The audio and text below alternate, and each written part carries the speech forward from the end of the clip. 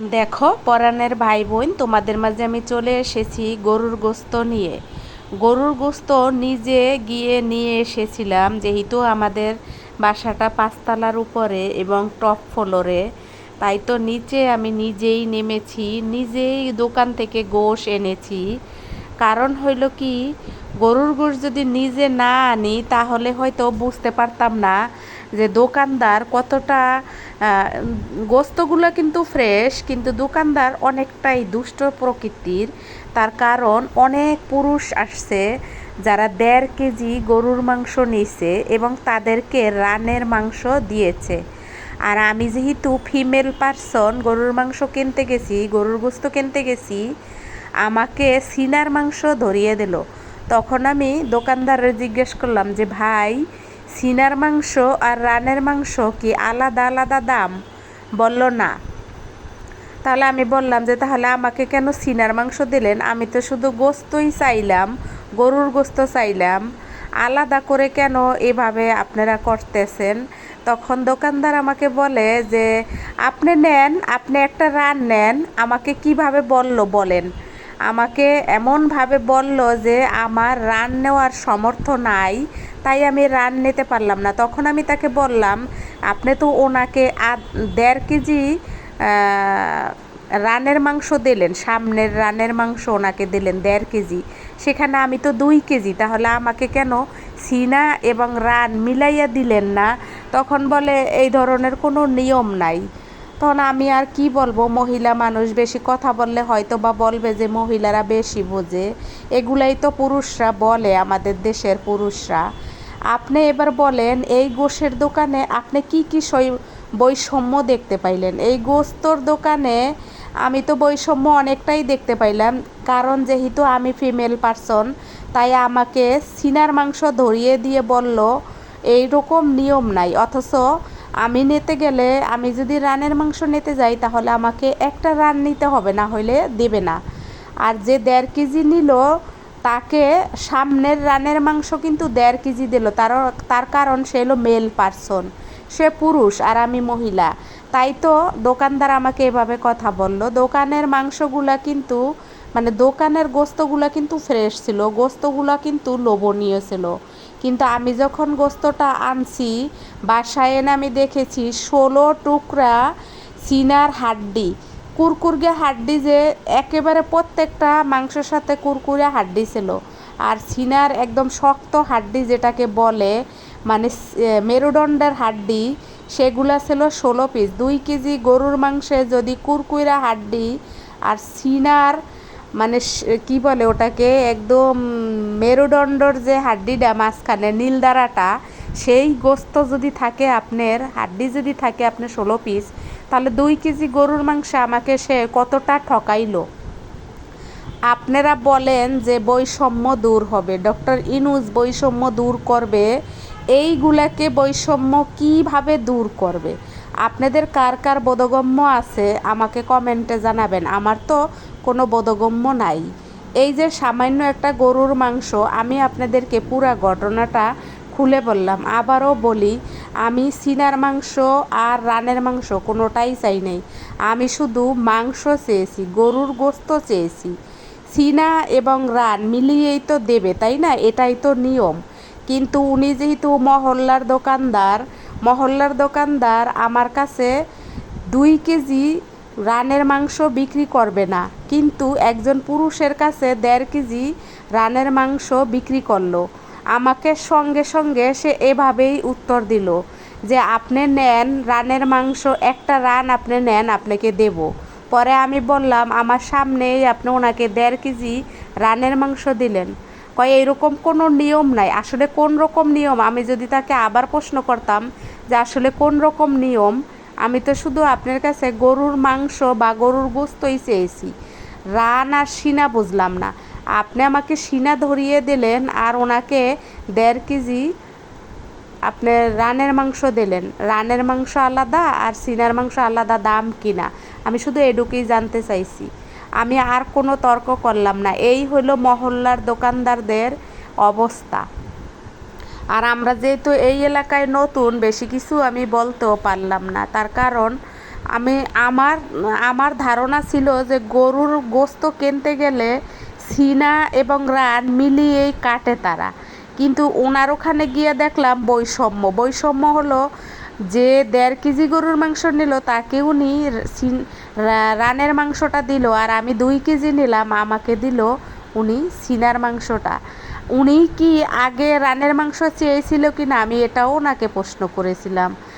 উনি বলছে না এরকম না, তার মানে এখানেও অনেক ধরনের বৈষম্য আছে, গরুর গোস্ত কিনতে গিয়েও বৈষম্য শিকার আমি হইলাম। এরকম হাজার হাজার মেয়ে বা হাজার হাজার গৃহিণী বা হাজার হাজার ফিমেল পারসন বৈষম্য শিকার হয়। আপনাদের কি এ কথাগুলো বিশ্বাস হয়েছে? যদি হয়ে থাকে অবশ্যই আমার ভিডিওতে কমেন্ট করবেন। আমি আসলে অনেক কিছুই চোখে দেখি, কখনোই বলি না, আমি তাকে ভদ্রভাবেই বলেছি। আমার কথাগুলো যদি আপনারা বোঝেন তাহলে ভেঙে ভেঙে আমাকে ব্যাখ্যা করে কমেন্ট করিয়েন, আমি খুব খুশি হব। বাংলাদেশে বৈষম্য দূর করার জন্য আমাদের এই ছেলেমেয়েরা অনেক ধরনের চেষ্টা করতেছে, কিন্তু কোথায় কিসের বৈষম্য দূর হবে? নারী পুরুষ দেখলে এখনও নারীদেরকেই পিছনে রাখার চেষ্টা, নারীদেরকে নিচু করে রাখার চেষ্টা, নারীদেরকে ঠকানোর চেষ্টা সব জায়গা। তাহলে বৈষম্য কিভাবে দূর হবে? আমাদের ছেলেমেয়েরা কিভাবে বৈষম্য দূর করবে? আমার বোধগম্য নাই। আপনাদের যদি বোধগম্য থাকে তাহলে আমাকে ব্যাখ্যা করে কমেন্ট করবেন, আমি খুব খুশি হব। এরপরে আমি একে একে আমার বাসায় কাজগুলো সেরে নিয়েছিলাম অফ ক্যামেরায়, আর গরুর মাংস বসিয়ে দিয়েছিলাম এই তো প্রেশার কুকারে। আগে আমি কষাবো, পরে আমি সিটি দেব। যাই হোক, আপনাদের মাঝে আজকের ভিডিওটা আমি যে ছেড়েছি কেমন লাগছে অবশ্যই আমাকে কমেন্টে জানাবেন। আর আমার ভিউর পরিমাণ দেখলে অনেকেই হাসে, ঠাট্টা করে, আবার অনেকে চোখে ছ্যাপ দিয়ে আমার সামনে এসে বলে আপনি কি কান্না করেন না, আপনার কি কান্না আসে না, আপনার চ্যানেলের অবস্থা এরকম। অনেক ধরনের কথা আমার কিন্তু শোনা লাগে। অথচ অনেক পুরুষরা আছে ভিডিও ছাড়ে, তাদের কিন্তু আমার এতটুকু ভিউ হয় না, তাদেরকে কিন্তু কেউ কোনো কিছু বলে না। আমি দেখি আমার পরিচিত অনেকেই আছে। এই যে দেখো, রান্না শেষে আমি কিন্তু যেহেতু আলু দি নেয় আমি কিন্তু প্লেটে নিয়ে খেয়ে নিয়েছিলাম, অনেকটাই ক্ষুধা লেগেছিল। আর এর মাঝে কিন্তু আমি খাওয়ার আগেই কিন্তু আমি অনেক মাছ কেটেছিলাম, যেগুলো তোমাদের মাঝে আগের ভিডিওতে শেয়ার করেছি যে আমার বাসায় অনেকগুলা মাছ এনেছে যেগুলো আমি কাটতে পারি নাই। কিছু সংখ্যা কেটেছিলাম, কিছু সংখ্যা এমনিই রেখে দিয়েছিলাম। এই যে এখানে কিন্তু 1 কেজি চিংড়ি মাছ একটা বাটিতে রেখে দিয়েছি। আর এই যে এখানে ট্যাংরা মাছ, শিং মাছ, পাবদা মাছ, এগুলাও কিন্তু আধা কেজি 1 কেজি করে এগুলো সব কেটে নিলাম। আজকে কেটেছি অফ ক্যামেরায়, তোমাদেরকে একটু দেখাইলাম।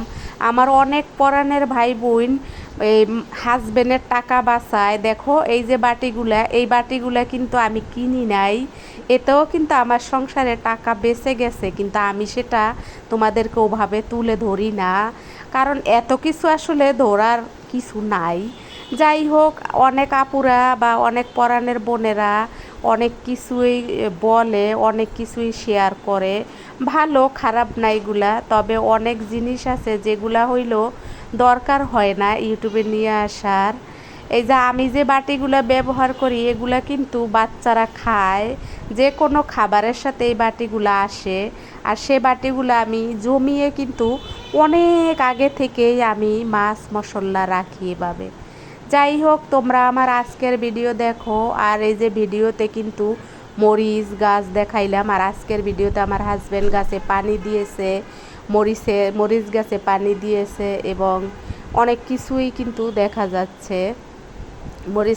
গাছ থেকে মরিচ তুলবে সেটাও দেখা যাবে। তোমরা আমার আজকের ভিডিওতে এত সময় আমাকে যে যে সঙ্গ দিয়েছো, যে যে ভালোবেসেছো, তাদের সবাইকে অসংখ্য ধন্যবাদ। তোমরা সবাই ভালো থাকো, আমার জন্য দোয়া করো, আমিও তোমাদের জন্য দোয়া করি, এবং তোমাদের যাতে ভালো হয় মঙ্গল কামনা করি। সবাই আমার ভিডিওতে লাইক দেবা, কমেন্ট করবা, শেয়ার করবা, সাবস্ক্রাইব করে দেবা, পাশে থাকা বেলটা বাজিয়ে দেবা, বেল আইকনটি অন করে দেবা, অল অপশনটি চালু করে রাখবা। যা যা দরকার তোমরা সেগুলো করিও। আমি যেহেতু তোমাদের যাদের যাদের দেখি সকলেরই কিন্তু আমি চেষ্টা করি পুরা ওয়াচ করে দেওয়ার, পুরা ভিউ হয় যাতে সেটা করার।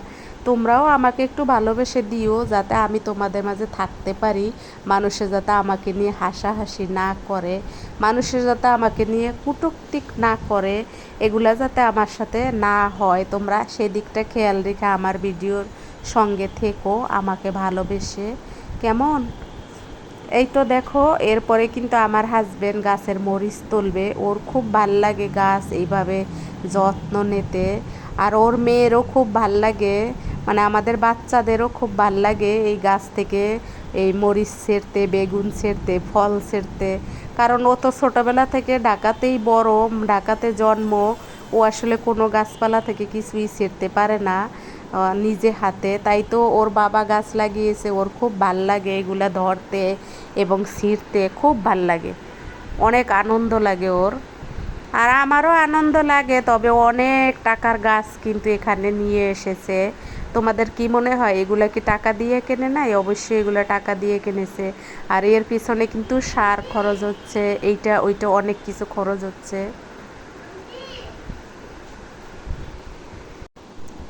সব সময় আমার এই ভিডিওতে ভয়েস দিতে আসলে মেজাজ খারাপ হয়ে যায়, কারণ আমি জানি না আমার কেন মেজাজটা খারাপ করে। আমি কি দুনিয়া থেকেই চলে যাব কি না আমি এটাও বুঝতে পারি না। যাই হোক, দেখো আজকের ভিডিও তোমাদের ভালো লাগলে অবশ্যই কমেন্ট করিও। আর কমেন্ট করলে আসলে মনটা একটু শান্তি লাগে, এই তো, আর এর বেশি কি। দেখো আজকের মরিচ তোলা তোমাদের কেমন লাগলো? সব কিছু মিলেই আমার তো ভালো লেগেছে ভিডিওটা।